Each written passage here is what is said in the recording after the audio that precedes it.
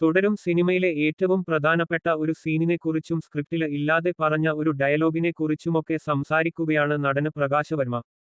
Benz ആദ്യമായി CI ജോർജിനെ കാണുന്ന പോലീസ് സ്റ്റേഷനിലെ സീനിനെക്കുറിച്ചും പിന്നീട് ഓർക്കുമ്പോൾ മനസ്സിലാകുന്ന ആ സീനിന്റെ പ്രാധാന്യത്തെക്കുറിച്ചുമൊക്കെയാണ് പ്രകാശ് വർമ്മ ദി ക്യൂ സ്റ്റുഡിയോയ്ക്ക് നൽകിയ അഭിമുഖത്തില് സംസാരിക്കുന്നത്.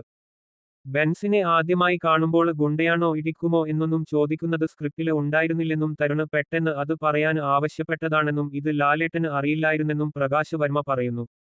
ലാലേട്ടനുമായുള്ള ആദ്യത്തെ കോമ്പിനേഷന് സീന് തന്നെയാണ് ആദ്യം ഷൂട്ട് ചെയ്തത്. വാഷ്റൂമില് നിന്ന് ഇറങ്ങി വന്ന് കസേരയില് ഇരിക്കുന്ന സീന്. അതില് തന്നെ ഒരു പ്ലേ ഉണ്ട്. ഗുണ്ടയാണോ ഇടിക്കുമോ എന്നൊന്നും ലാലേട്ടനോട് ചോദിക്കുന്നത് സ്ക്രിപ്റ്റില് ഇല്ല. റിഹേഴ്സ് ചെയ്യണ്ട, നമുക്ക് ടേക്ക് പോകാമെന്ന് തരുണ് പറഞ്ഞു. ഗുണ്ടയാണോ എന്ന് ഞാന് ചോദിക്കുന്ന കാര്യം ലാലേട്ടന് അറിയില്ല. ഞാനത് ചോദിക്കുമ്പോൾ അദ്ദേഹത്തിന്റെ കണ്ണില് ഒരു സ്പാർക്ക് ഉണ്ട്. അത് ഭയങ്കര ബ്യൂട്ടിഫുള്ളാണ്. ആദ്യമായിട്ട് കേൾക്കുകയാണെങ്കിലും ആ ക്യാരക്ടര് ആയി ഒരു സെക്കൻഡില് തരുന്ന റിയാക്ഷനുണ്ട്. അത് മോഹൻലാലിന്റെ റിയാക്ഷനല്ല, ഷൺമുഖത്തിന്റെ റിയാക്ഷനാണ്. അത് അത്ര അടുത്ത് ഞാന് എക്സ്പീരിയൻസ് ചെയ്യുകയാണ്. അതിന് ശേഷം ഞാന് ഇടിക്കുമോ എന്ന് ചോദിക്കുന്നുണ്ട്.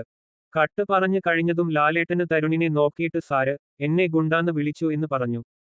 അത്രയും ലൈറ്റ് ആയിട്ടാണ് അദ്ദേഹം എടുക്കുന്നത്. ഇഷ്ടപ്പെട്ടതുകൊണ്ട് ലൈറ്റായി പറയുന്നതാണ്.